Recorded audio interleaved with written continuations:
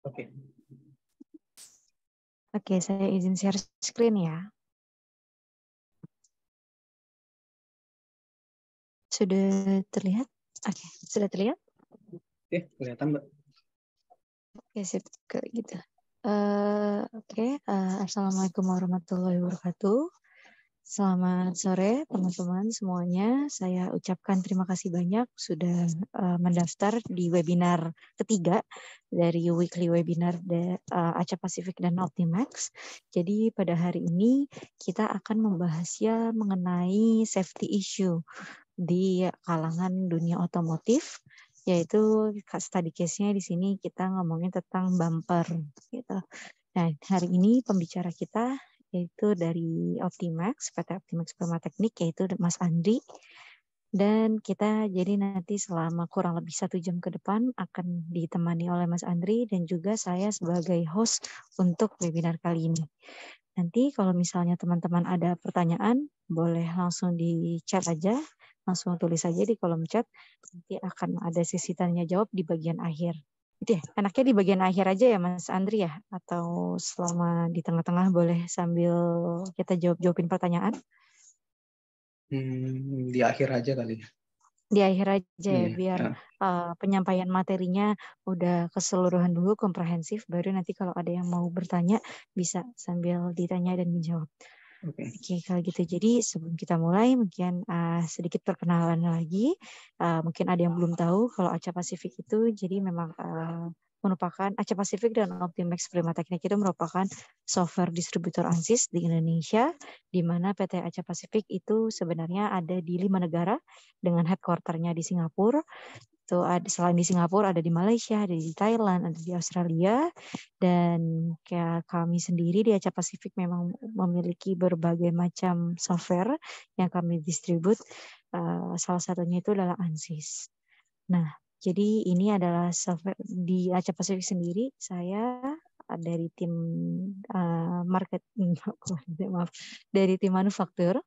Dan dari tim manufaktur ini sendiri di Aca Pacific itu memiliki solusi untuk industri 4.0 karena memang sekarang pemerintah juga sedang mengarahkan industri-industri di Indonesia untuk ke arah 4.0, di mana PT Aca Pacific itu memiliki berbagai macam solusi untuk mendukung implementasi industri 4.0, dimulai dari analisisnya ya, tadi menggunakan ANSYS, terus kita juga kalau misalnya kita ngomongin dari hulunya, mungkin kita melakukan desain dulu sebelum melakukan analisis. Kita ada untuk CAD solution-nya itu dari PT PTC, yaitu Creo. Terus selain itu biasanya kalau sudah level industri, sudah level misalnya pabrik ya, di mana engineer-nya ada banyak, itu memerlukan PLM solution. Jadi hasil-hasil dari CAD software-nya tadi itu bisa diatur dengan menggunakan PLM, yaitu dengan Windchill. Terus selain itu, selain CAD, kita ada CAM-nya juga, yaitu untuk manufaktur. Itu ada VC-CAM untuk hexagon, untuk melakukan analisis untuk seperti milling, seperti itu ya. Dan CAE ada juga ANSYS. Jadi kita lengkap solusinya, ada CAD, CAM, dan juga CAE. Terus selain itu biasanya keperluan yang sangat penting itu juga ada di training.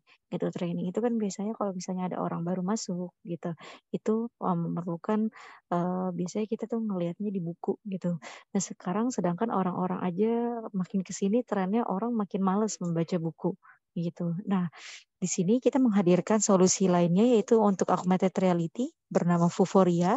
Jadi Vuforia ini sebenarnya ada banyak banget solusi-solusinya. Salah satunya bisa untuk training, itu ya, implementasi training. Dan yang selanjutnya kita juga ada untuk yang benar-benar mendukung solusi 4.0, yaitu ada IIoT. Di sini IIoT ini depannya ini bukan typo ya, tapi memang IIoT itu pertama itu stands for industrial gitu. Jadi biasanya kalau di di rumah sendiri, di kamar sendiri pun kita juga udah IoT ya. Dari lampu, mungkin sekarang gorden, terus TV, semuanya sekarang sudah smart things. Nah, sekarang di dunia industri pun, di pabrik pun juga sudah bisa IoT juga. Nah, di mana kita menyediakan kontak untuk sensor-sensornya dan juga gateway. Dan ada yang namanya di sini control-sys, di mana dia bisa membaca berbagai macam protokol-protokol yang biasanya itu dilakukan coding. Jadi sebelum itu biasanya kita lakukan ada mesin untuk membaca akuisisi datanya itu biasanya kita melakukan coding terlebih dahulu untuk mengubah tadi ya, mengambil data-datanya yang ingin kita ambil gitu, misalnya untuk keperluan monitoring gitu, misalnya suhu, terus untuk efisiensi dan lain-lain. Nah, sekarang dengan menggunakan context compromise itu kita nggak perlu melakukan coding itu. Jadi kita owner atau customer kita itu tidak perlu mengandalkan company-nya ke SI gitu, karena dengan menggunakan komprosis akuisisi data itu semakin lebih mudah gitu. Nah, terus selanjutnya nih setelah kita melakukan akuisisi data, gimana nih tampilannya gitu, tampilan dari monitoringnya itu kita bisa menggunakan ThingWorx dan ini juga dari PTC. Nah, selain itu kita juga ada untuk Race 3D, ini untuk 3D printer, dan untuk servernya kita juga ada Atos namanya. Jadi memang PT Asia Pasifik ini mendukung sekali untuk industri 4.0 dan memiliki berbagai macam solusi. Dan di sini kita juga pastinya bekerja sama dengan PT Optimax Prima Teknik. Nah, di mana PT Optimax Prima Teknik bergerak di bidang pemasaran software engineering, ada juga jasa konsultasi project, dan ada juga jasa untuk training. Dan memang fokusnya di ANSYS saja. Jadi Optimax Prima Teknik distributor di mana kita pastinya menyediakan technical support. Jadi setiap pembelian ANSYS kita juga pastinya memiliki technical support di Indonesia, orang-orang Indonesia. Jadi biasanya terkendala kalau misalnya kita belajar suatu software baru itu biasanya terkendala dari expert-expertnya atau tutor-tutornya. Nah, di Asia Pasifik dan Optimax ini sendiri kita memiliki beberapa technical support yang pastinya akan penyampaiannya, trainingnya atau supportnya misalnya ada pertanyaan itu pastinya dalam bahasa Indonesia seperti itu. Oke, selanjutnya, nah ini dari ANSYS ya. Kenapa ANSYS? Karena memang sudah sangat terkenal ya, udah mungkin top of mind juga kalau di dunia simulasi, terutama di Fluida ya. Karena memang ANSYS sangat terkenal dan reliable dan umurnya itu sudah sekitar 50 tahun lebih. Nah, di sini produk portfolionya pun ANSYS sudah sangat lengkap. Di sini sama multi-physics, jadi mendukung banget analisis-analisis yang lebih kompleks, ada struktur, ada fluida, elektronik. Ini juga elektronik sudah mulai masuk banyak di Indonesia, terutama nih autonomous vehicle, karena sekarang zamannya udah bukan hanya mobil listrik, tapi juga autonomous vehicle. Sekarang mungkin baru masuknya biasanya banyaknya di cruise ya. Nah, ini sekarang dengan menggunakan ANSYS kita bisa menganalisis bagaimana untuk sistemnya tadi, misalnya kayak pakai radar atau lidar menggunakan autonomous vehicle seperti itu. Dan ada berbagai macam yang lainnya kayak seperti photonics, ini menganalisis untuk pencahayaan, optics juga dan akustik juga. Jadi memang sangat banyak analisa yang bisa dilakukan seperti itu. Oke, ini belum kayak Q&A sih. Ini mungkin sedikit perkenalan dari kami. Mungkin selanjutnya akan langsung dimulai aja ya webinarnya dengan Mas Andri. Waktu dan tempat dipersilakan Mas Andri. Oke, suara saya jelas, Mbak Anes? Jelas. Oke, izinkan saya share screen.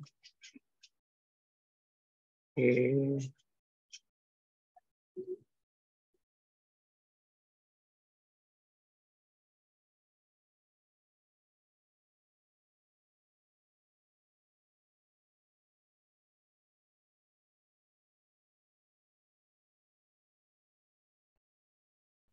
Kelihatan ya slide-nya? Kelihatan Mas Andri, aman. Oke. Terima kasih. Selamat siang kepada para peserta webinar yang telah menyempatkan hadir untuk mengikuti sesi webinar kita pada siang menuju sore hari ini ya, pukul 15.30 sampai nanti jam 16.30-an. Jadi mengangkat tema kita di minggu ini Sebelumnya saya cerita dulu kalau kita itu mulai awal tahun dari Aca Pasifik ya, tadi udah disebutkan oleh Ibu Agnes tentang company profile atau profil perusahaan dari PT Aca Pasifik dan PT Optimax Prima Teknik. Jadi tadi sudah disebutkan bahwa dari kami PT Optimax dan PT Aca Pasifik akan rutin melakukan webinar dan dimulai dari awal tahun ini.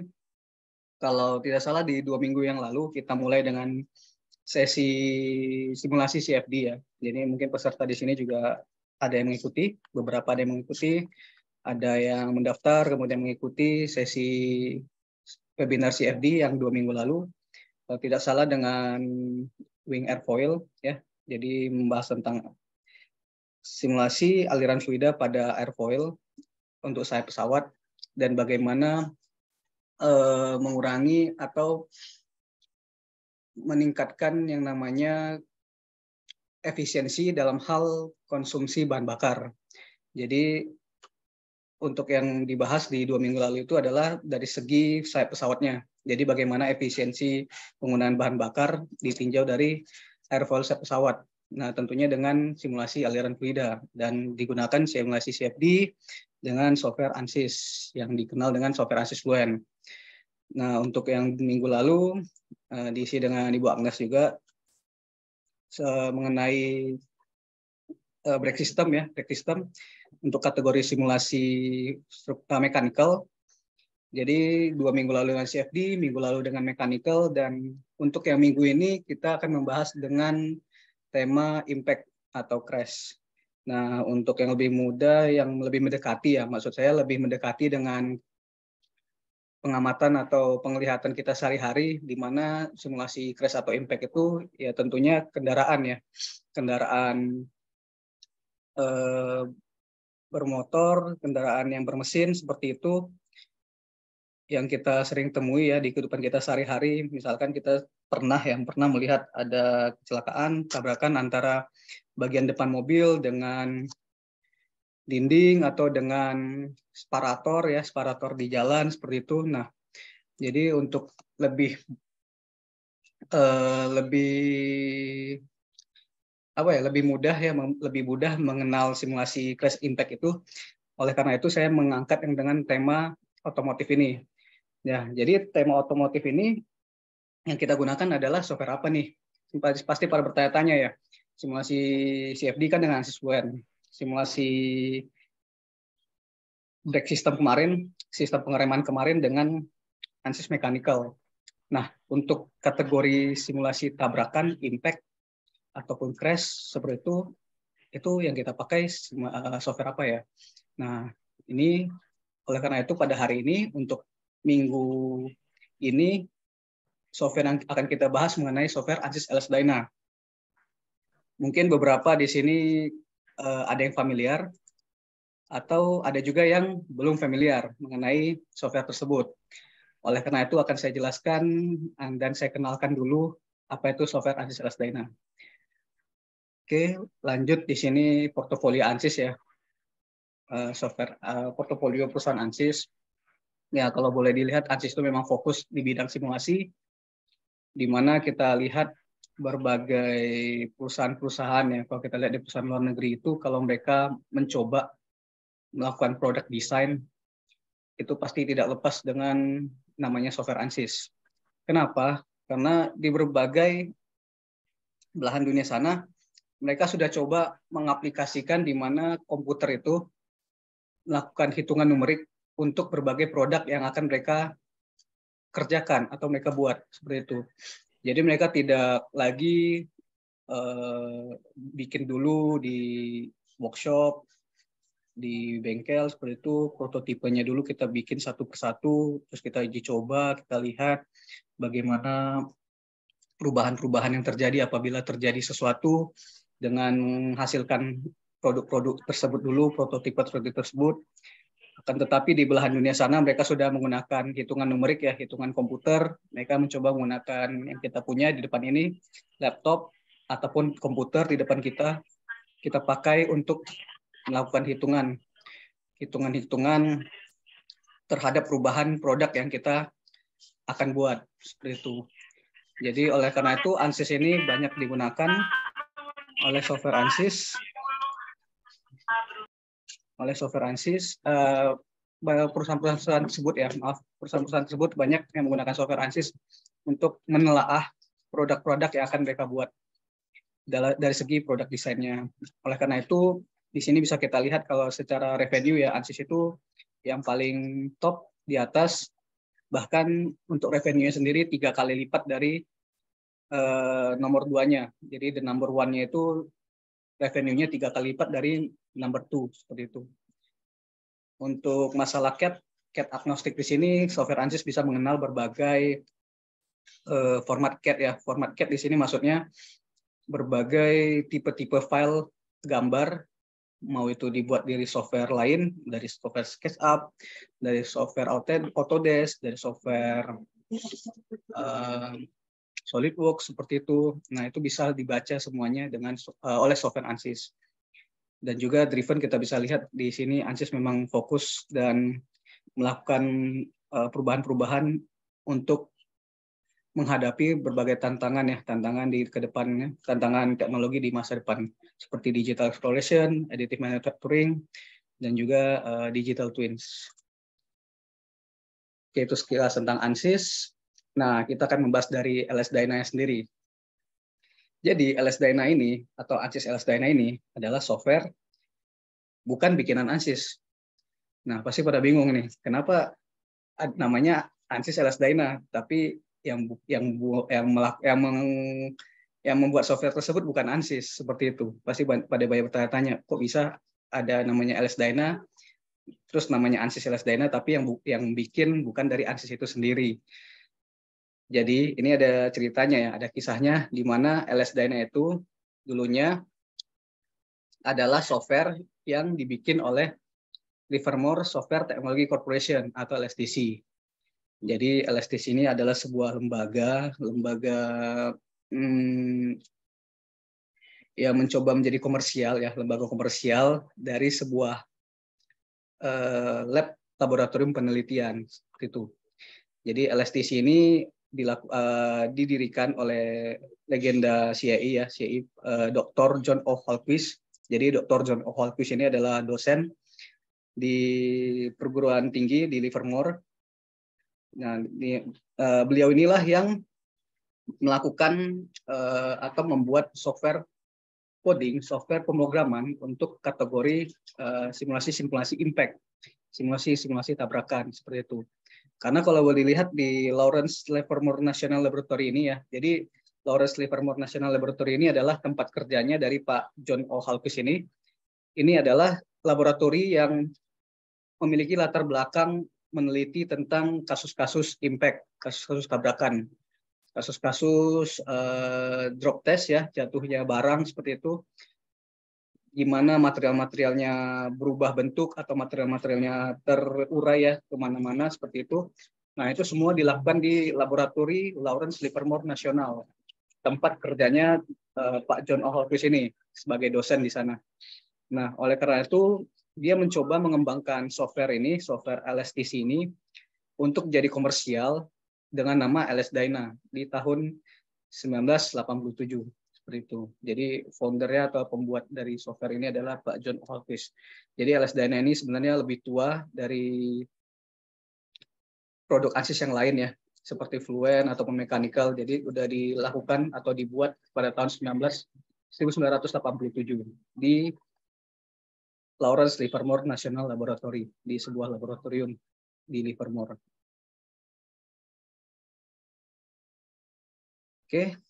Nah, oleh karena itu, kemampuan dari LS-DYNA ini sebenarnya mencakup berbagai aspek-aspek fisik.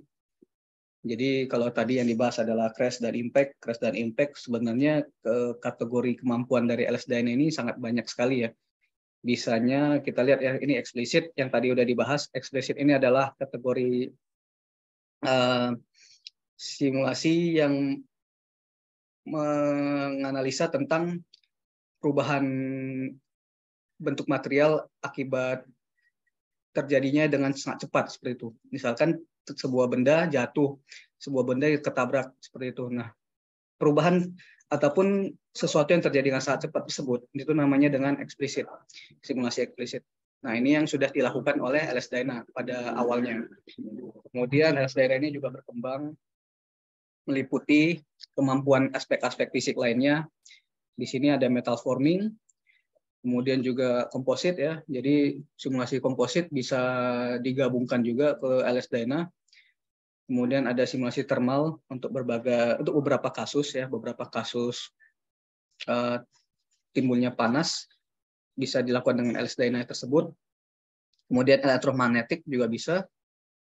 Kemudian kasus implisit ya, beberapa kasus implisit selain eksplisit tadi kejadiannya sangat cepat. Beberapa kasus implisit yang kejadiannya agak sedikit lama seperti itu bisa juga dilakukan dengan LS-DYNA. Nah, di sini juga ada ICFD. Ini juga CFD ya. CFD juga bisa dilakukan LS-DYNA. Kemudian beberapa particle methods dan akustik. Nah, simulasi akustik juga bisa dilakukan LS-DYNA. Jadi dari awalnya kemampuannya hanya di eksplisit, sekarang berkembang di beberapa aspek-aspek fisik yang lain, beberapa aspek simulasi fisik yang lain.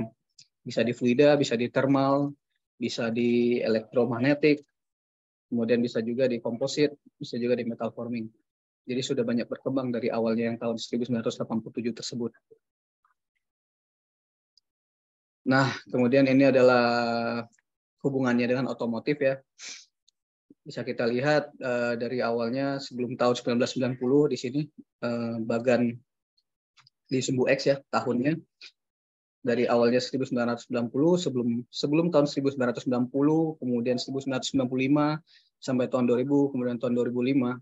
Di sini bisa kita lihat maksud dari grafik ini adalah kendaraan dulunya industri otomotif memproduksi kendaraan, membuat prototipenya masing-masing satu persatu. Jadi ini awalnya masih satu prototipe. Misalkan mereka mau meluncurkan produk baru nih, mereka bikin dulu satu prototipe, kemudian baru dirilis, diuji dulu prototipe tersebut baru dirilis. Nah, semakin meningkatnya karena ada software LS-DYNA tersebut, prototipe ini sebenarnya semakin berkurang. Namun tipe-tipe kendaraan yang muncul semakin bertambah. Bisa kita lihat di sini tipe kendaraan mulai dari sini bisa berubah lagi ke sebelah kanan ini lebih ceper. Nah, di sini lagi sekarang lebih memanjang ke belakang. Dalam artian di sini software LS-DYNA sudah membantu mengurangi jumlah prototipe yang dibuat untuk diamati perubahannya, diganti dengan simulasi numerik pada komputer untuk mengembangkan produk-produk desain yang lain, untuk mengembangkan desain-desain produk yang lain. Di sini kita bisa lihat meningkat ya, dari tipe yang awalnya masih sedikit, dengan prototipe yang sedikit juga, prototipe yang ibaratnya rasionya 1:1 ya, satu prototipe untuk satu tipe produk yang baru. Di sini kita bisa lihat prototipe tersebut semakin dikurangi, namun tipe-tipe kendaraan yang muncul semakin banyak. Desain-desain produk baru yang dikembangkan juga semakin banyak. Oleh karena adanya LS-DYNA ini, semakin banyak yang melakukan perubahan dengan menggunakan simulasi numerik pada komputer. Oke, nah di sini kita akan membahas apa-apa saja sih yang bisa dilakukan oleh software LS-DYNA pada simulasi transportasi, simulasi kendaraan ini. Di sini kita bisa lihat beberapa konten yang bisa dilakukan. Bisa kita lakukan simulasi kegagalan material failure, kegagalan sambungan, joint failure.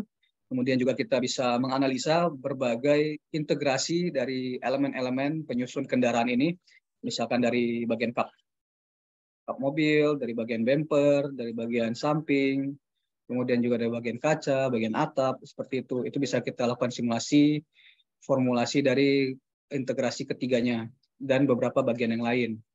Dari kap mobil, dari bumper, dari atap mobilnya, dari pintu, dari bagian samping, semuanya bisa kita lakukan simulasi.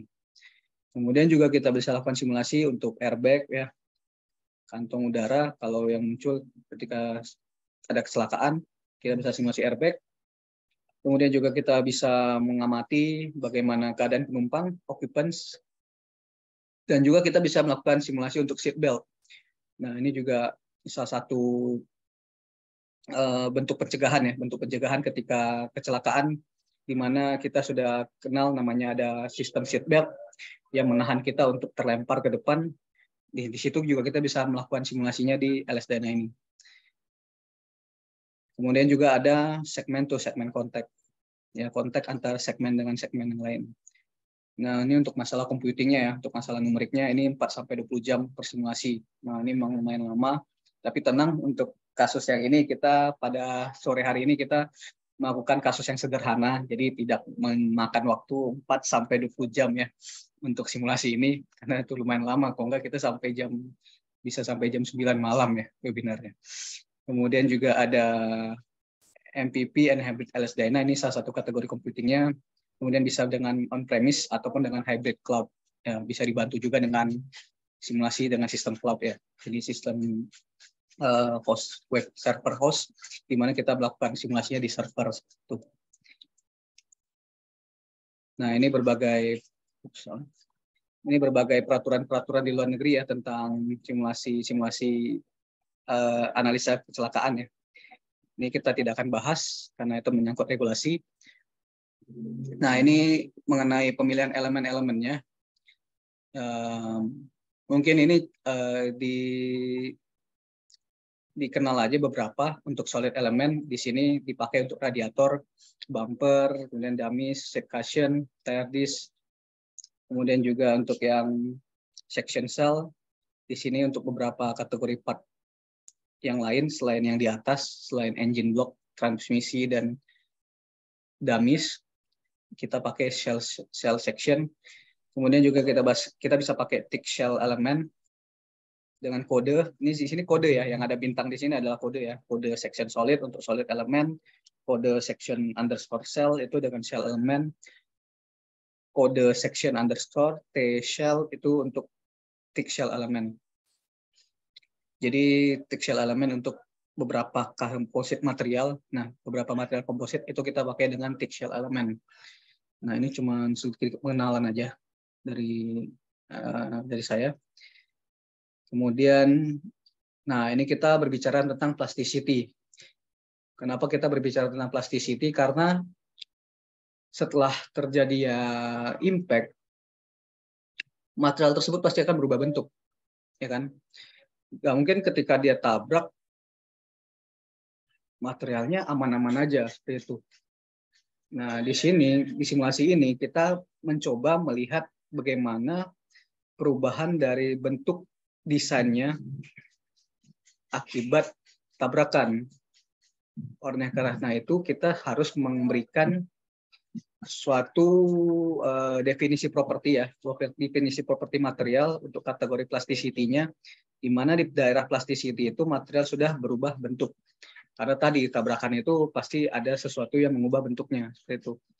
Akibat tabrakan maksudnya, akibat tabrakan itu pasti ada sesuatu yang berubah bentuk. Oleh karena itu kita butuh yang namanya model plasticity agar kita bisa melihat bagaimana si material tersebut berubah bentuk. Di sini untuk Met Piecewise Linear Plasticity ini ada kodenya MET_24. Kemudian untuk rubber ya, untuk rubber maksudnya adalah karet. Yang untuk non-linear material, karet ya, karet itu dengan MET_181. Kemudian untuk MET187 itu untuk karakter properti material dari yang material termoplastik. Oke, ini beberapa kontak populer, ya ini sebagai pengenalan aja. Ada repenetration, ada node to segment method, segment based method, segment based contact, kemudian ada mortar contact. Ini kode-kode di sini tidak perlu dihafal ya, sebenarnya tidak perlu dihafal karena nanti kita akan mencobanya dengan workbench, jadi sedikit lebih terintegrasi, kita tidak perlu dengan kode-kode tersebut. Kalau ini sih pengenalan dari perhitungannya, ada penalty contact, di mana kontak tersebut memberikan penetrasi terhadap si materialnya, si desain dari material produk tersebut. Ini juga sama untuk kategori untuk kategori connection-nya, ini ada deformable spot weld, kemudian detachable fastener, ada initial stress, dan non-detachable fastener. Nah, kemudian apa saja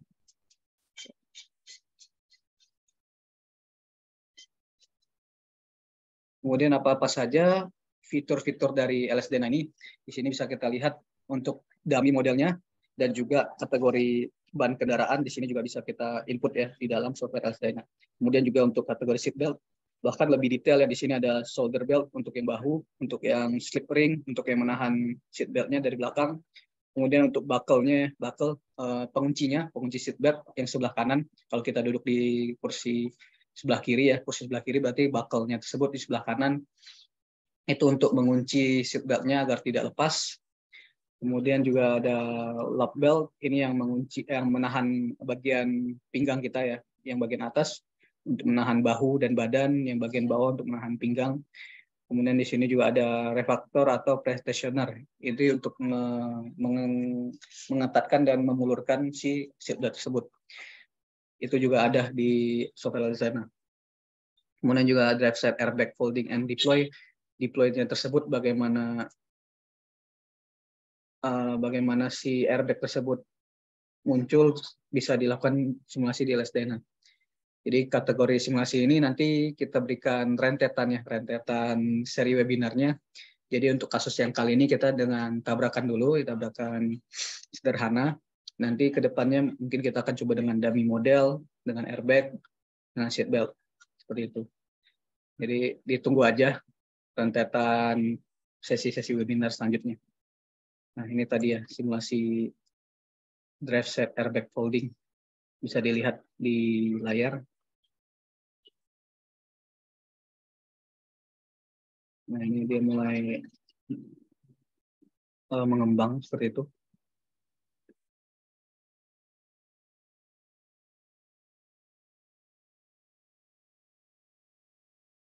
Nah, dia mengembang ya. Jadi ketika ada tabrakan, kecelakaan, si airbag tersebut otomatis akan terinjek keluar, langsung dirilis keluar untuk menahan si pengemudi dan penumpang lain agar tidak menderita cedera yang lebih parah. Nah, ini beberapa simulasi yang lain untuk multifisik. Bisa juga ketika ada banjir tersebut, truck water wading simulation. Kemudian ini ada juga impacting battery pack, ketika battery pack ya. Di sini misalkan kita punya kendaraan listrik ya. Ini lebih relate-nya, lebih kenalnya kita dengan kendaraan listrik di mana ada baterai kendaraan listrik. Nah, ketika terjadi impact, kita bisa simulasi juga bagaimana perubahan densitasnya dan juga perubahan temperaturnya. Tentunya perubahan temperatur akibat tabrakan ini kan juga sangat berpengaruh tinggi terhadap konten baterai tersebut ya. Yang kita ingin hindari, di mana baterai tersebut bisa meledak akibat tabrakan, itu yang ingin kita hindari. Nah, oleh karena itu yang ingin kita hindari, kita bisa melakukan simulasi di ANSYS LS-DENA. Kemudian ini hydroplanning. Hydroplanning di sini adalah di mana ban kendaraan mengalami ketidakstabilan akibat licinnya medan jalanan. Jadi medan jalanan memiliki liquid atau water, seperti itu, ada air, kemudian yang tergenang, kemudian ada mobil melaju dengan kecepatan tinggi melewati genangan air tersebut, akibatnya bannya tidak stabil, mengalami slip. Nah, ini bisa dimodelkan di LS-DENA juga, hydroplanning with flexible tire. Kemudian ini fuel tank integrity, di mana kita ingin melihat bagaimana tangki bahan bakar setelah diguncang sana sini, bagaimana keadaannya. Kemudian di sini ada kopling juga untuk simulasi salju ya. Jadi ketika ada salju, misalkan kita di belahan bumi yang mengalami 4 musim, di situ ada musim dingin. Nah, ketika adanya fenomena salju, kita bisa capture dengan software LS-DENA ini. Fenomena salju ketika menabrak kendaraan yang sedang melaju ya. Kendaraan tersebut sedang melaju, kemudian ada salju yang menabrak ke kendaraan tersebut. Oke, ini juga untuk hot forming bisa dengan LS-Dyna. Kemudian ada roller hemming, assembly. Nah, ini mungkin tidak terlalu banyak familiar ya, kecuali hot forming dan assembly. Nah, ini beberapa kategori segmen fisik apa yang ada, seperti otomotif tadi udah dibahas, dan ini akan kita bahas juga bagaimana simulasinya. Kemudian aerospace, di bidang penerbangan juga kita bisa lakukan simulasi untuk tabrakan burung terhadap badan pesawat, itu burst strike. Kemudian juga di manufaktur tadi udah dibahas ya di bagian hot forming, metal forming, consumer product. Nah, consumer product ini berkaitan tentang packaging ya. Sama halnya dengan baterai packaging tadi, di mana terjadi tabrakan, kita tidak ingin temperatur yang meningkat sehingga konten dari baterai tersebut mengalami perubahan dan takutnya juga meledak. Itu yang ingin kita hindari. Dan itu berkaitan dengan packaging dari baterai. Kemudian bidang sipil, bangunan, tentunya kita bisa melakukan simulasi untuk ketahanan bangunan terhadap gempa, terhadap getaran seismik. Kemudian juga ini ada blast proofing ya, ketika ada ledakan, seperti ledakan terhadap bangunan ya, itu bisa kita simulasi juga. Sama halnya dengan elektronik ya, elektronik tadi baterai packaging, kemudian juga defense. Nah, ini di bagian military, kita bisa melakukan simulasi untuk projektil dan senjata, kemudian juga ledakan, kemudian juga ledakan di dalam air ya, di bawah permukaan air, underwater shock analysis. Dan juga ini di bagian biomedis misalkan ketika ada ini ya, injury apa sih, jarum yang memberikan suntikan ke dalam pembuluh darah, itu bisa kita lakukan simulasi dengan bled out, crash. Nah, ini parasut, ini parasut ya, rilis penerjun terbang turun dari keluar dari pesawat, tekanan udara terhadap struktur parasut itu sendiri. Kemudian ini safety barrier crash menembus suatu permukaan ketebalan. Oke, mungkin itu saja dari berbagai. Nah, ini nih bagian kesehatan ya. Di bagian kesehatan mungkin beberapa untuk lebih familiarnya. Nah, ini tadi di bagian jarum suntik, syringe probe test. Kemudian di sini untuk balloon inflation in artery, mungkin ini untuk penyumbatan pembuluh darah. Jadi diberikan sebuah penetrasi karet balon ke dalam pembuluh darah supaya pembuluh darahnya lebih meregang sehingga volumenya bertambah, jadi tidak tersumbat lagi saluran pembuluh darahnya. Nah, ini semuanya bisa dimodelkan dengan ANSYS LS-Dyna tersebut. Oke, seperti itulah software LS-Dyna. Jadi biar dengan software CFD, ANSYS Fluent, ANSYS CFX, kemudian software struktur, mechanical, seperti itu. Seperti ANSYS itu punya banyak software yang lain, seperti ini, simulasi crash impact dengan LS-Dyna. Untuk simulasi komposit juga, itu ada namanya ACP ya. Untuk bagian ANSYS Composite, di situ ada ACP, dan beberapa software lainnya. Itu sebenarnya banyak banget untuk kategori software ANSYS. Jadi yang kita bahas ya masih satu persatu lah tiap minggunya. Jadi satu persatu tiap minggu simulasi apa, softwarenya apa, seperti itu gitu kita bahas per minggunya. Oke, kita masuk ke bagian ini aja, tutorial. Kalau membahas kapabilitas sih banyak banget ya. Ini ada nuklir juga sebenarnya, tank closing, nuklir, commercial structure yang collapse. Oke, ini saya stop share dulu, kita buka Workbench ya. Mungkin ada yang sudah pernah pakai ANSYS sebelumnya. Kita masuk ke software Workbench ya. Kalau ada yang pernah pakai ANSYS, kita masuk ke software Workbench. Kita buka di software ANSYS, di situ ada software Workbench. Ini saya share.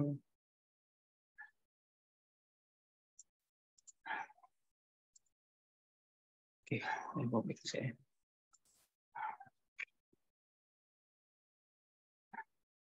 Oke. Ya, jadi kalau di ANSYS ini ada software berbagai macam software ya. Nah, tapi mereka itu semua software tersebut, semua simulasi software-software yang mencakup berbagai simulasi-simulasi tersebut itu masuknya diintegrasikan di namanya satu bagian yang dikenal dengan bagiannya ANSYS Workbench. Jadi simulasi-simulasi tadi yang banyak itu ada simulasi fluida, simulasi struktur, simulasi phase impact, simulasi partikel. Nah, itu semuanya bisa diintegrasikan atau sudah diintegrasikan oleh ANSYS dengan software ANSYS Workbench. Jadi semuanya sudah integrasi di ANSYS Workbench ini. Mungkin ada yang mau coba, ini saya coba share filenya di chat ya.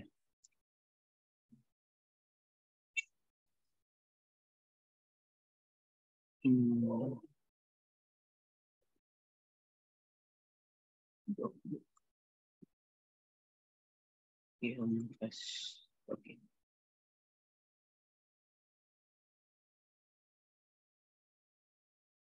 Oke, jadi file geometrinya ada di kolom chat di Zoom. Ini format filenya .scdoc ya. Jadi saya menggunakan saya sederhanakan dulu tadi di SpaceClaim. Jadi format filenya saya diubah menjadi .scdoc. Jadi kalau ada SpaceClaim di sini masing-masing peserta kalau ada SpaceClaim-nya udah bisa membuka file geometri yang saya kirim ini. Karena format filenya sama ya dengan software yang akan dipakai. Jadi ini ketika kita ingin memulai bagian yang baru, saya sih biasanya dengan komponen sistem dulu ya. Jadi biasanya saya pakainya komponen sistem dengan geometri. Jadi untuk lebih ini aja, untuk lebih mudah melakukan bagian kerja aja. Jadi ketika kita punya blok geometri, segala perubahannya kita tinggal ubah di geometri ini aja. Nanti kita tinggal hubungkan ke bagian simulasi yang lain. Jadi ketika kita ada geometri, kita tinggal edit di sini, nanti simulasinya, model simulasinya, setup simulasinya ini kita lakukan di bagian yang lain. Ini geometri, saya klik kanan, sorry.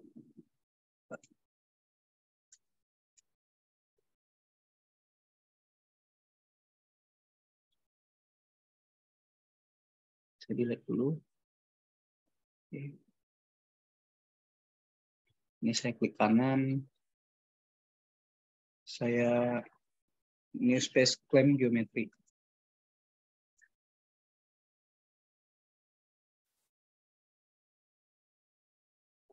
Format IJS atau step. IJS stepnya sih saya tidak ada masalahnya. Ya. Oke, nanti nggak apa-apa, nanti coba saya ini ubah lagi ya.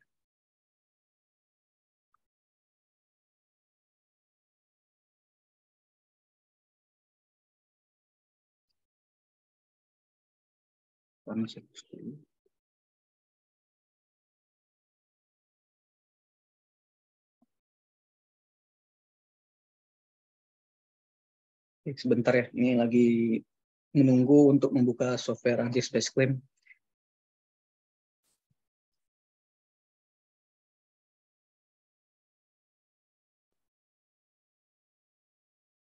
Oh, banyak yang bertanya tentang rekaman ya. Nah, rekaman nanti videonya ditunggu aja di YouTube. Mungkin tidak sesegera ya, jadi mungkin ini kita record, kemudian nanti akan diolah dulu ya, diolah maksudnya nanti kan si Zoom ini juga perlu perlu mengenerate recordingnya.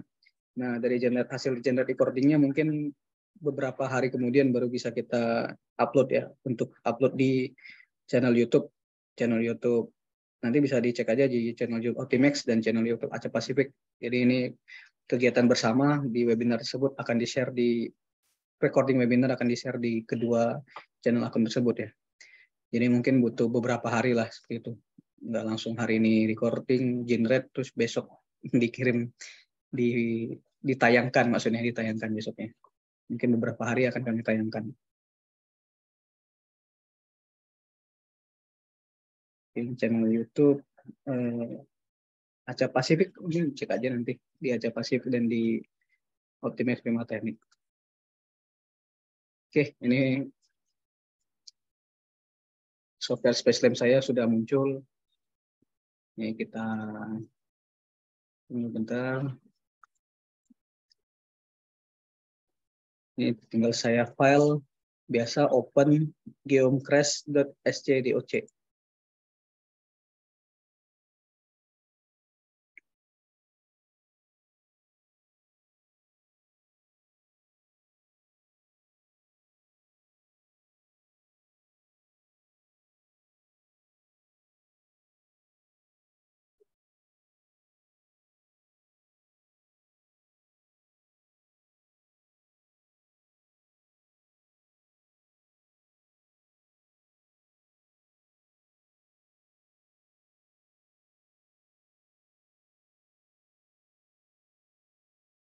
Sebentar sambil saya ini ya.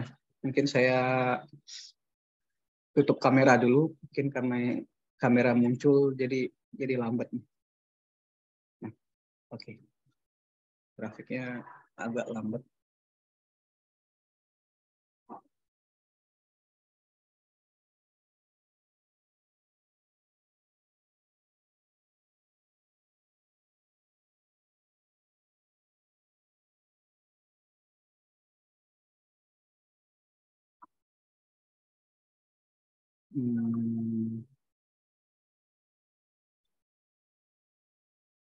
Oke, di sini ada dua benda ya. Satu rigid. Nah, di sini ada rigid yang sebagai benda yang akan diam ya. Benda yang akan jadi fixnya. Di sini akan diam, yang akan Mas ditabrakkan. Ya. Maaf, yang share screen-nya tadi masih ke yang workbench, Mas? Belum ke space claim-nya? Oh, belum ke space claim ya? Ya. Oke, bentar. Share. Oke, screen dulu. Nah. Oke, udah muncul ya, Mbak Anas? Sudah Mas. Oke, ada Mas. Oke. Nah, di sini ada dua komponen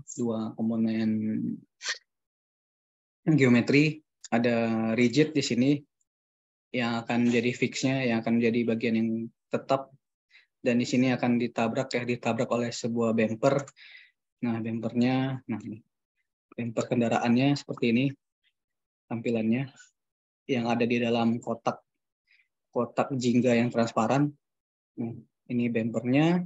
Kemudian ini anggapannya di sini adalah rigid, mungkin rigid, bukan wall juga ya, rigid.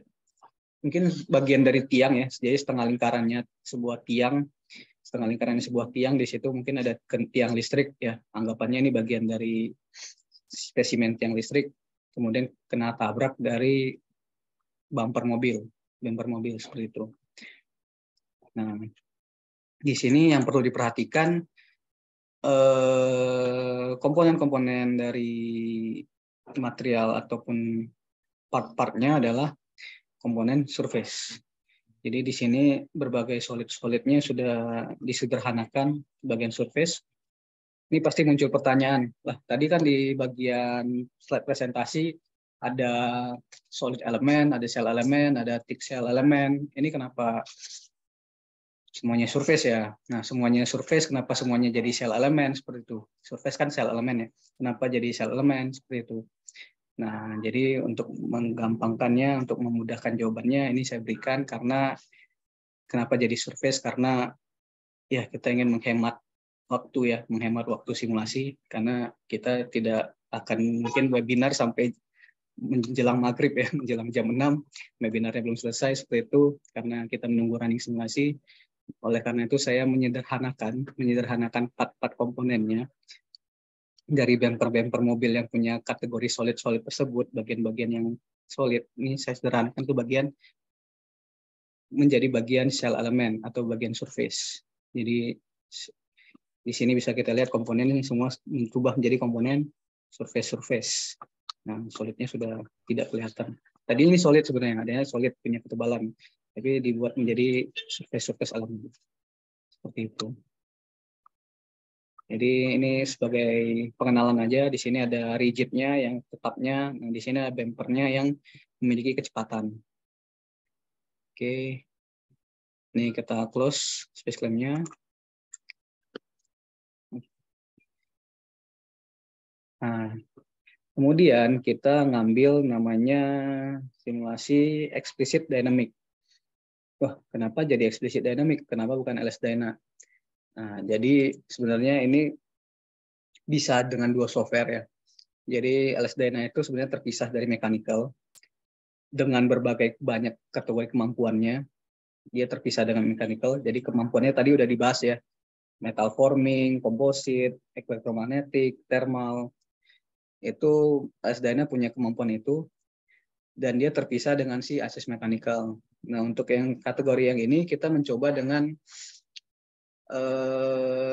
software explicit dynamic yang ada di mechanical, karena di kategori bagian workbench saya ini LS Dyna-nya belum muncul. Kenapa belum muncul? Karena belum terintegrasi ya, belum terintegrasi untuk kategori ACI student-nya. Jadi ini saya pakai dengan explicit dynamic aja. Jadi tidak beda ya, tidak ada bedanya sebenarnya, tidak bedanya. Jadi kategori simulasi ini kita coba di explicit dynamic-nya mechanical, kita bandingkan dengan LS Dyna, sebenarnya sama aja hasilnya seperti itu. Apabila settingannya sama, part materialnya sama. Jadi harus diingat ya, part materialnya sama, pengaturan settingannya sama, time-nya juga sama. Nah, itu hasilnya juga sama di dua software ini. Jadi cuma di explicit dynamic ini punya keterbatasan untuk kemampuan LS Dyna untuk berbagai kemampuan-kemampuan lain yang tidak dipunyai LS Dyna itu sendiri. Jadi tidak semua kemampuan si LS Dyna itu ada di explicit dynamic. Cuma untuk kategori crash ini ibaratnya berimbang kemampuan mereka dari explicit dynamic dan si LS Dyna. Jadi ini kita ambil di sini kategori modul explicit dynamic. Selanjutnya kita coba hubungkan dari geometri ke geometri ke sini.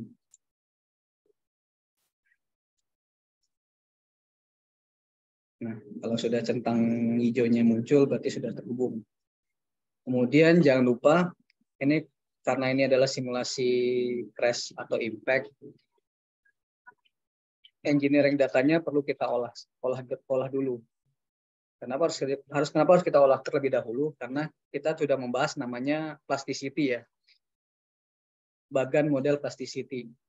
Bagan model plasticity mungkin di sini sudah belajar tentang stress strain curve, tentang modulus elastisitas. Nah, di situ kan ada setelah yield strength, material akan masuk ke dalam zona plastik, di mana ketika terjadi beban melewati yield strength-nya, material tersebut akan berubah bentuk. Nah, karena simulasi kita ini menyangkut tentang crash impact, simulasi yang mengakibatkan perubahan bentuk, kita harus mendefinisikan atau menjelaskan kembali properti material di bagian plasticity tersebut. Nah, di sini kita coba dengan plasticity bilinear isotropic hardening. Jadi sebenarnya ini banyak ya, multilinear, isotropic hardening, nonlinear isotropic hardening. Nah, ini berbagai kategori plasticity ini kita coba berikan apabila kita sudah mempunyai data-data material dari laboratorium atau data-data material dari hasil uji spesimen di laboratorium tersebut. Jadi apabila kita punya karakteristik material yang berbeda, di mana di situ bisa kita kategorikan di dalam multilinear, maka kita gunakan yang multilinear isotropic hardening. Atau bisa kita kategorikan misalkan pada Johnson-Cook strength, misalkan kita punya kategori material untuk variabel-variabel yang lain yang sudah dimiliki oleh yang di mana variabel tersebut dimiliki pada Johnson-Cook strength tersebut dari hasil uji spesimen di lab. Nah, kita coba dengan lebih sederhana, kita coba dengan bilinear isotropic hardening aja dulu. Di mana kita perlu menginput yield strength dan tangan modulusnya saja. Nah, ini di sini harus kita perhatikan satuannya. Kita ubah dulu ke megapascal. Nah, di sini megapascal dan di sini juga megapascal juga.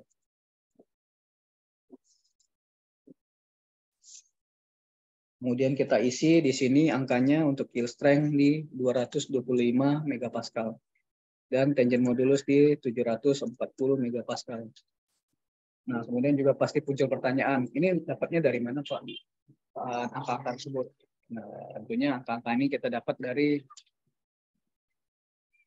data material ya, data library material, bisa dicek aja di Google ya, mungkin semua data material sudah dirilis, sudah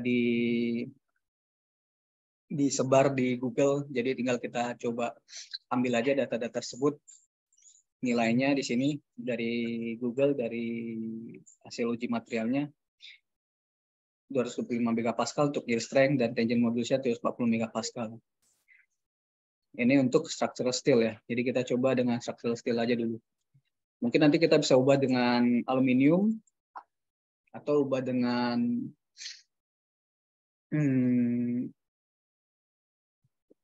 koper, tembaga atau kuningan seperti itu, atau dengan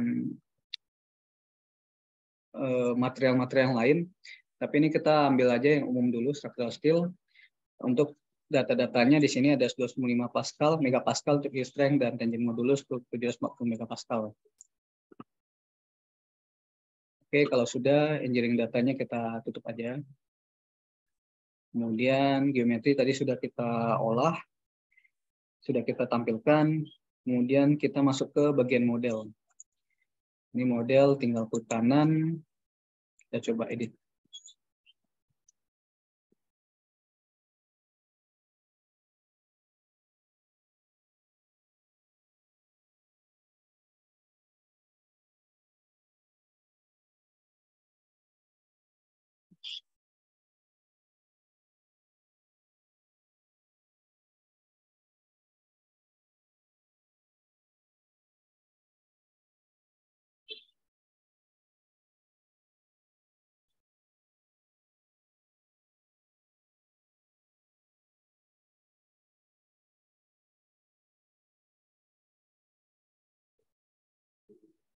Oke, di sini batch lagi menunggu ya tentang loading. Saya sambil baca-baca juga pertanyaannya.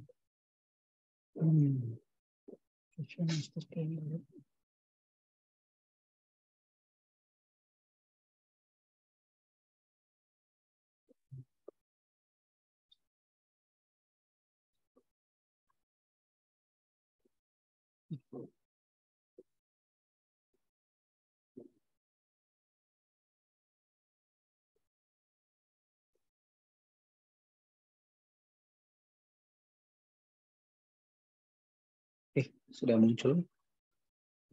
Sebentar.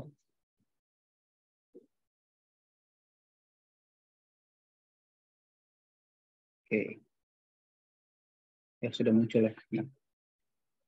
Nah, di sini sebelah kiri kita bisa lihat muncul banyak pertanyaan. Nah, ini tanda tanya, tanda tanya, tanda tanya, tanda tanya, tanda tanya. Nah, ini pertanyaan atau tanda tanya ini muncul kenapa? Karena kita perlu memberikan nilai thickness. Jadi meskipun tadi kita bikin surface, tapi di dalam surface tersebut belum muncul angka ketebalan. Jadi ketebalannya berapa dari software tersebut software tersebut tidak tahu sebenarnya kita material atau geometri kita tadi itu sebenarnya berapa tebalnya. Meskipun kita sudah berikan kategori surface pada si material tersebut, si geometri tersebut. Nah, ini kita perlu menjelaskan dulu, perlu kita input dulu, perlu kita berikan dulu nilai thickness-nya. Nah, misalkan di sini rigid ya, rigid yang bagian ini, bagian pipa ini setengah lingkaran. Ini thickness-nya misalkan kita berikan 10 mm. 10 mm. Kemudian di bagian bumper di sini bisa kita pilih semua ya, pilih semua surface-nya. Misalkan kita berikan sekitar 3 mili ya, dikit-dikit aja biar nggak banyak ini beban kalkulasi.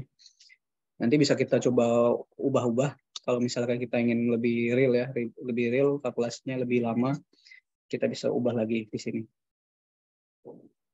Nah, ini udah semuanya udah jadi centang hijau dari tadi yang tanda tanya sekarang sudah berubah menjadi centang hijau.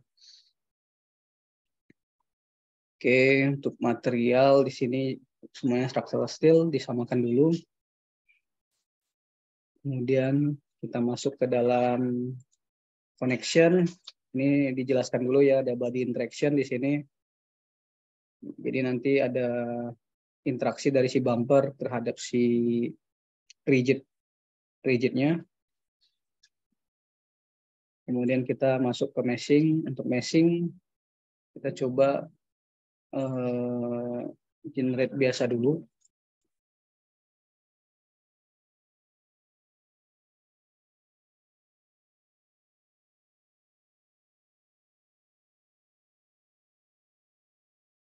Nah, ini dengan ukuran 16 mili ya. Jadi ini elemen-elemennya dengan besar 16 mili.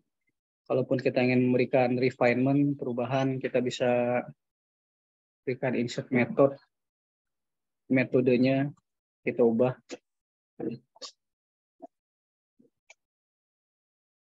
Untuk metode kita ubah, misalkan kita berikan di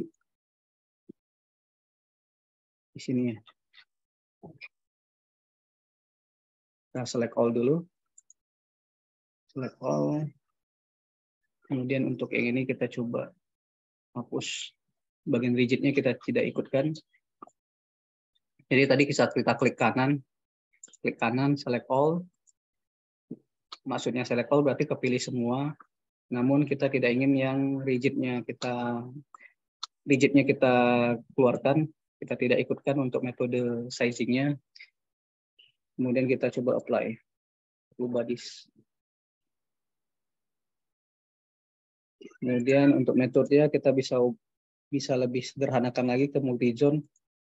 Jadi pengenalan tentang multi-zone, quad, dan triangle ini nanti ya untuk lebih lanjut mungkin di bagian training ya. Mungkin kalau mau ada training nanti akan coba dijelaskan apa sih maksud dari masing-masing metodenya dan apa sih maksud dari tipe-tipe elemen selnya. Jadi ini sekilas saja karena ini webinar. Jadi kalau udah mesh-nya jangan lupa diupdate.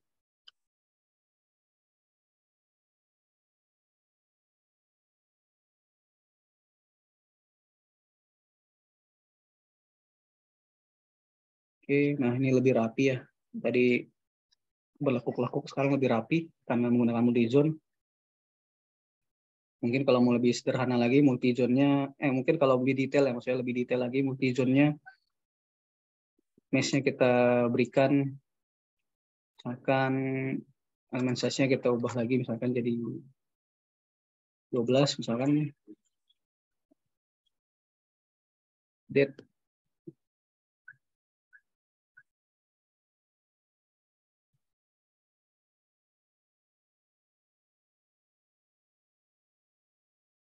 Nah, sudah. Di all the mesh edge sudah terbentuk. Kemudian kita lanjut, kita berikan yang namanya kecepatan ya. Kecepatan pada si bumpernya. Karena bumpernya nabrak ya, bumpernya melaju menabrak si permukaan dinding ini, permukaan si tiang ini. Kita coba select all aja, tapi kita coba keluarkan si rigid bodinya. Nah, kita coba apply 30 bodies. Untuk velocity-nya dilihat by komponen. Untuk komponennya berarti ini melaju ke depan ya, ke kiri menggunakan sumbu X. Oleh karena itu sumbu X-nya kita berikan kecepatan, misalkan di sini sekitar 2.500 meter per second. Jadi 2.500 mm per second. Kemudian setelah velocity, kita perlu definisikan ini. Si rigidnya sebagai fixed support. Sebagai bentuk yang tidak bergerak, tidak berpindah tempat. Nah, ini kita apply.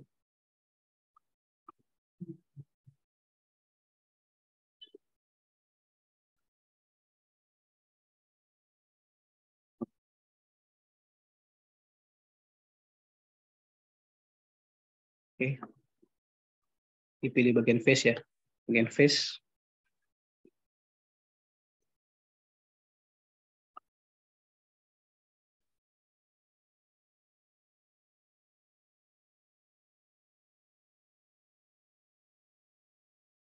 Kemudian lanjut,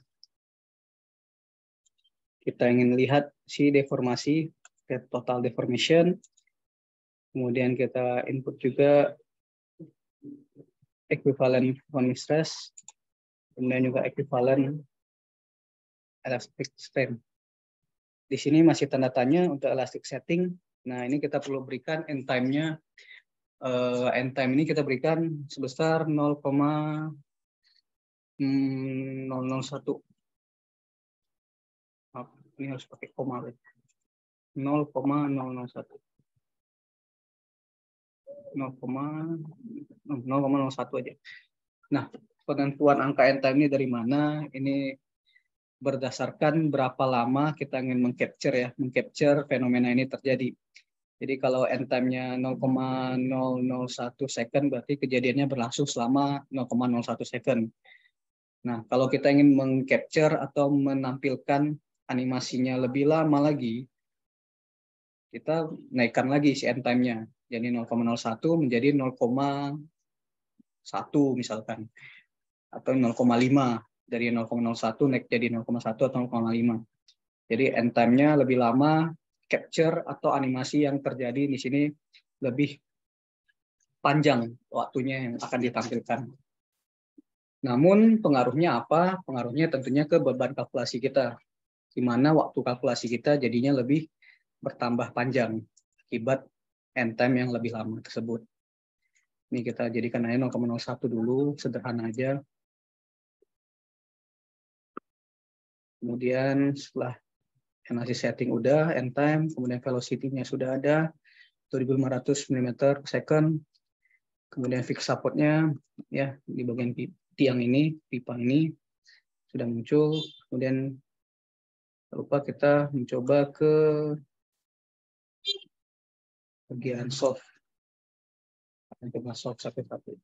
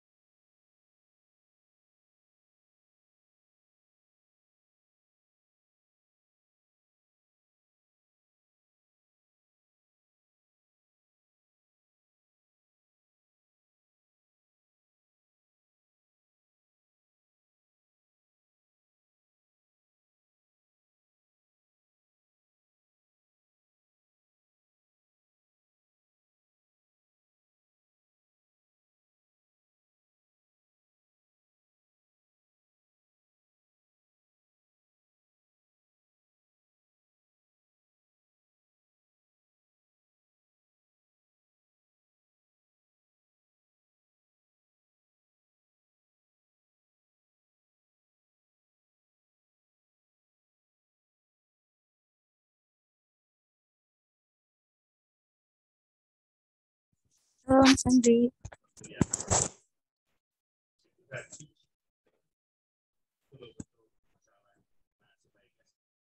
Cek, halo. Halo, Mas Andri. Ya, Ya. mungkin sambil nunggu kita sambil jawabin Q&A kali ya. Boleh, boleh. Ya, oke nih. Mungkin tadi ada pertanyaan Mas Andri. Yang pertama itu mungkin yang berhubungan sama analisis juga kali ya sambil nunggu running ini. Ada yang nanya end time sama time step itu bedanya apa ya? Mungkin bisa mungkin boleh dijawab yang itu dulu Mas Andri. Oke, untuk end time sama time step. Oke, end time step. Ya tadi ya, end time itu berapa lama waktu yang akan kita coba gunakan untuk menampilkan si animasi dari pergerakan simulasi tersebut. Itu kita berikan di sini di end time-nya. Jadi kalau misalkan end time-nya lebih besar, misalkan dari 0,01 diubah ke 0,1 atau 0,5, maka tentunya waktu simulasinya akan lebih lama karena menambah beban kalkulasi ya. Beban kalkulasinya lebih panjang, waktu simulasinya juga lebih lama. Oke, kemudian juga time step. Untuk time step di sini mungkin kalau di SD-nya lebih kelihatan sih. Jadi time step itu berapa lama siklus dari si simulasi tersebut. Jadi kan si simulasi tersebut dia melakukan initialization ya.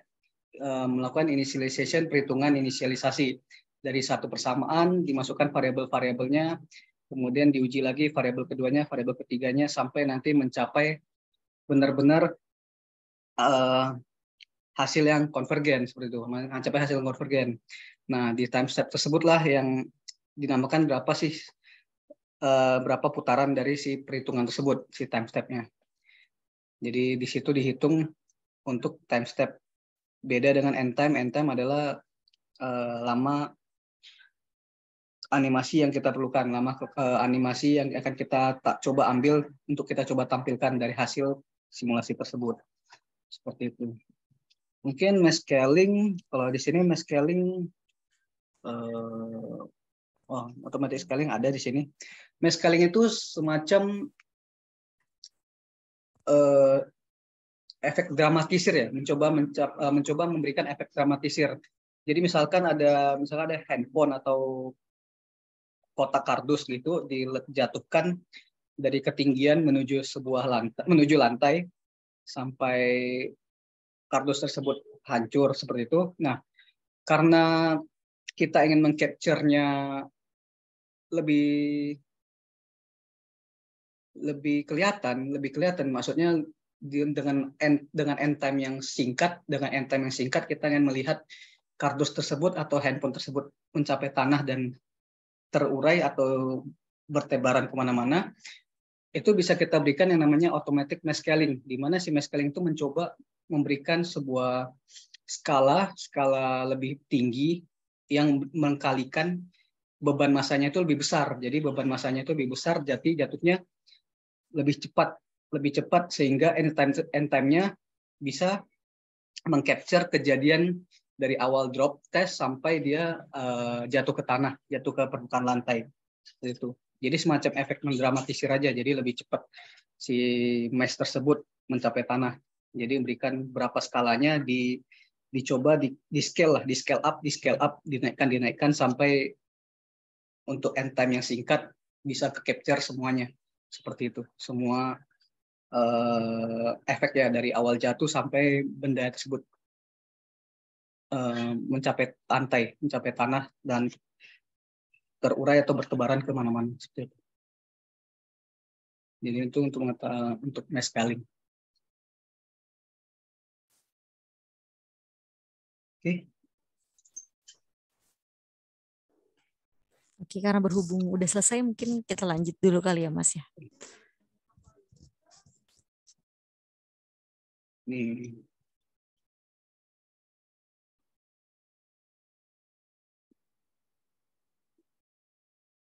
Coba kita lihat TOEFL deformation.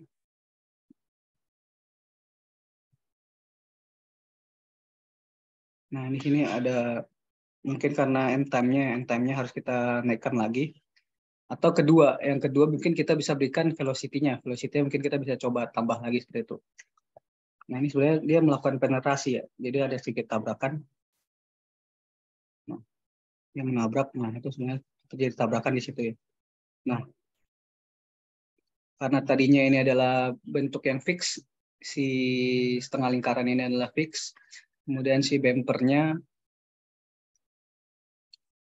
memiliki kecepatan, jadi terjadi sebuah penetrasi atau tabrakan.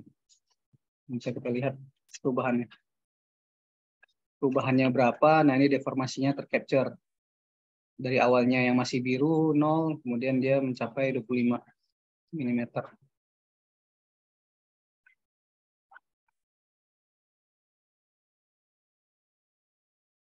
Jadi kalau mau lebih mendetail lagi seperti itu, bisa satu dipanjangin lagi end time-nya lebih lama. Kedua, velocity-nya bisa dinaikkan lagi. Dari awalnya 2.500 mungkin bisa kita naikkan ke 3.000 atau 4.000 mm per second. Mungkin kita bisa hampir melihat di sini si bumpernya mungkin bisa sampai penetrasi ke dalam dan mungkin sampai bengkok ya. Bengkok mungkin bentuk huruf V di sini karena saking bengkoknya akibat tabrakan. Ini bisa kita coba tampilkan kalau kita menaikkan si end time sama velocity tersebut.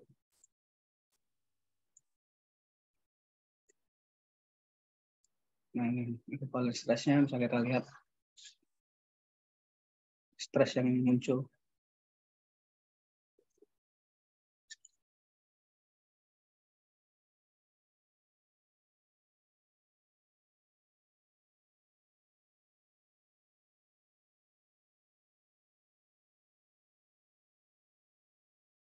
Oke. Mungkin sambil jawab pertanyaan juga ya Mbak Anes ya.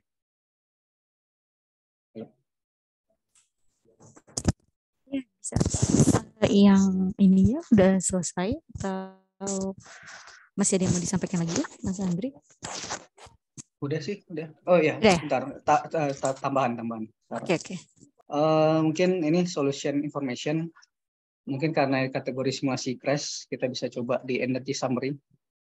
Maksudnya energy summary ini adalah yang kita bisa lihat di mana kontak energi yang muncul sampai tabrakan tersebut terjadi. Nah, di sini kontak energinya dari yang awalnya di bawah. Nah, ini terjadi kontak.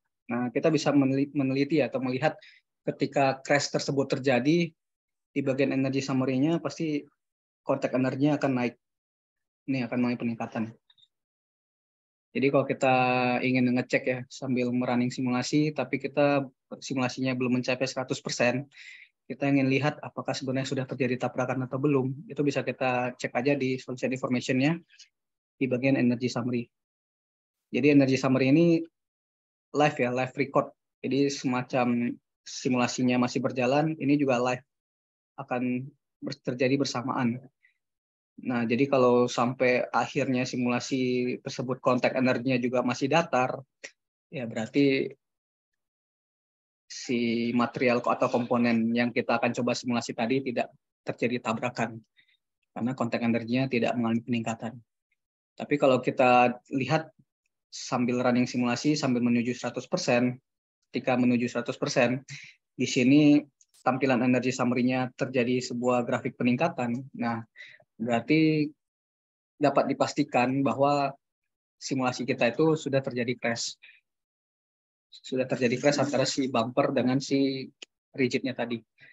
Karena sudah terjadi peningkatan kontak energi. Itu. Hourglass energy, ini apa? Hourglass energy ini adalah energi atau sejumlah energi yang muncul karena komponen-komponen tersebut sudah terpecah-pecah atau sudah bertebaran lah ya, bertebaran kemana-mana. Misalkan karena tabrakan tadi si bumpernya pecah ataupun hancur ya, hancur retak gitu sampai timbul puing-puing seperti itu. Nah, itu hourglass energi akan muncul. Tapi kalau dilihat tadi kan dia tidak sampai sedramatis itu ya, sampai puing-puingnya kemana-mana seperti itu.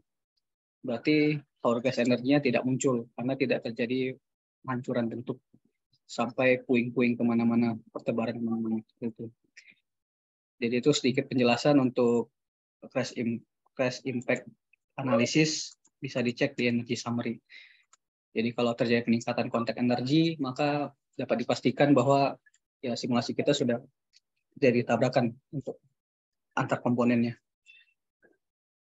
Oke, seperti itu, Mbak Anes.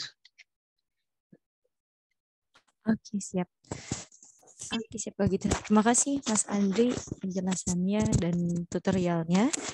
Mungkin kita coba, karena udah jam 5.03, mungkin kita jawab satu pertanyaan lagi kali ya. Nanti kalau ada yang belum terjawab, mungkin bisa kita jawab via email kita untuk ini ya. Oke, gimana dari Mas Andri, mungkin ada pertanyaan yang mau dipilih, salah satu aja sebelum kita mengakhiri webinarnya karena sudah jam 5 nih, mungkin ada yang pada mau pulang gitu ya. Oke, ya mungkin udah jam pulang juga ya Mbak Anes ya, jam 5 Iya, jam pulang kantor. Iya. Takutnya udah pada nggak fokus nih. Ya, bagus. Oke. Mungkin yang Pak Kris Nugroho ini menarik pertanyaannya, mungkin kita simpan dulu ya. Ini saya juga masih belajar nih, sustainable load, occasional displacement, dan juga secara arsitektural. Dan mungkin menyangkut bangunan mungkin, bangunan sipil. Oke, mungkin yang akan saya jawab di ini Pak Afdal, untuk di LSDNA sendiri untuk define vertical load atau gravity load seperti apa ya? Oke. Untuk vertical load atau gravity load di sini ada ya, sama aja sebenarnya settingannya untuk LSDNA dan explicit ya. Di sini tadi sudah saya cek ada juga. Maaf, saya close. Nah, ini explicit dynamic insert. Nah, standard earth gravity. Jadi ketika kita munculkan standard earth gravity, berarti dia udah otomatis bekerja di komponen Z. Nah, harusnya komponen Z. Nah, ini karena bumpernya kita orientasinya agak membingungkan sebenarnya, tapi nggak apa-apa. Nah, di sini standar gravity-nya ini muncul pada sumbu Z, di mana nilai yang akan diberikan di sini adalah minus. Jadi dia akan ke bawah perlawanan terhadap arah sumbu Z, makanya muncul tanda minus 9.806,6 mm ya, milimeter per second kuadrat. Ya, kalau ini ekivalennya ya minus 9,8 meter per second kuadrat sebenarnya. Tinggal dibagi 1000 kan, milimeter per meter dibagi 1000, jadi 9.800 dibagi 1000 jadi minus 9,806 meter per second kuadrat. Nah, jadi at least ketika kita mencoba memberikan standar gravity ini, maka kita bisa melakukan namanya simulasi drop test. Jadi ada vertical load, ada simulasi drop test, karena beban gravitasi, karena gaya gravitasi, maksudnya karena tarikan gravitasi akibat drop test, adanya drop test akibat gravitasi, maka kita bisa coba berikan yang namanya standar earth gravity ini pada simulasi. Jadi ini otomatis sudah diberikan oleh si ANSYS tersebut. Jadi minus 9,8 meter per second kuadrat. Ya namanya juga drop test ya. Drop test kan berarti dijatuhkan. Jadi tidak ada kecepatan ya, tidak ada kecepatan awal. Dalam kaitannya di sini V0-nya, kecepatan awalnya itu sama dengan 0. Namanya juga jatuh ya, jatuh bebas, gerak jatuh bebas, drop test. Beda kalau misalkan kita lempar ya, lempar dari atas ke bawah, kita lempar, nah itu kan ada kecepatan awal. Nah ketika kita berikan kecepatan awal ya kita tambahin lagi di sini ada namanya velocity. Jadi ada velocity, ada kecepatan awal karena lemparan kita tersebut, kemudian juga dijumlahkan dengan standar gravity.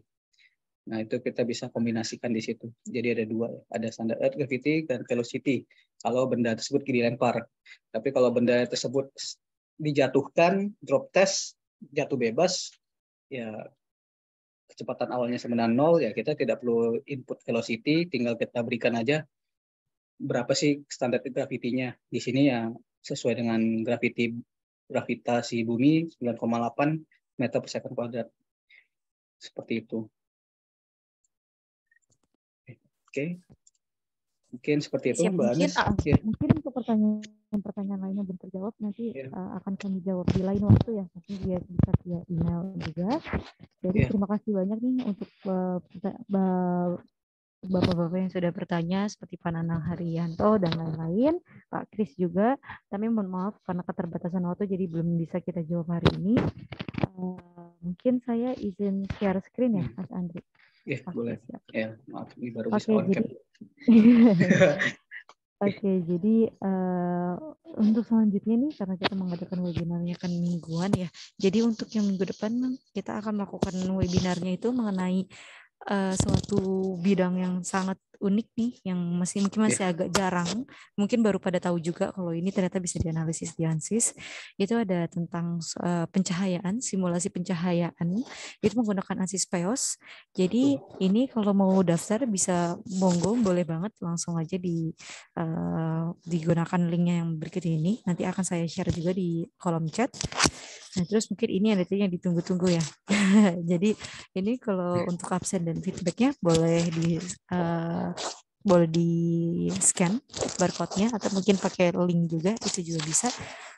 Boleh banget langsung diisi. Jadi untuk yang menunggu sertifikat, itu sertifikatnya akan didapatkan e-sertifikatnya kalau sudah melakukan pengisian feedbacknya.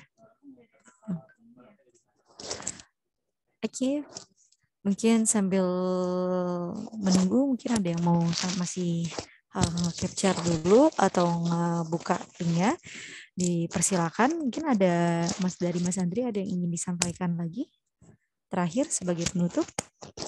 Oke, jadi ini menarik ya, tadi Mbak Ana sudah share juga webinar berikutnya tentang simulasi pencahayaan. Jadi ANSYS juga punya software ya untuk memberikan simulasi cahaya, di mana ya kalau kita lihat kadang kan kita di sebuah ruangan cahaya terlalu terang seperti itu, jadi silau seperti itu. Bagaimana sih cara kita menghandle tingkat pencahayaannya? Nah, itu ada juga namanya software ANSYS PEOS. Jadi tunggu aja di minggu depan. Jadi melengkapi rentetan simulasi dari awalnya CFD 2 minggu lalu, kemudian minggu lalu itu ada mechanical, minggu ini ada dengan LS Diana kategori explicit test impact. Nah, minggu depan kita punya webinar ANSYS PEOS. Jadi sering-sering ini ya, rajin mengecek portal sosial media kita. Boleh tadi Instagram juga udah disebut juga ya di awal, dan juga ada di channel YouTube juga kita akan berikan. Oke, mungkin itu aja dari saya, Mbak Anas.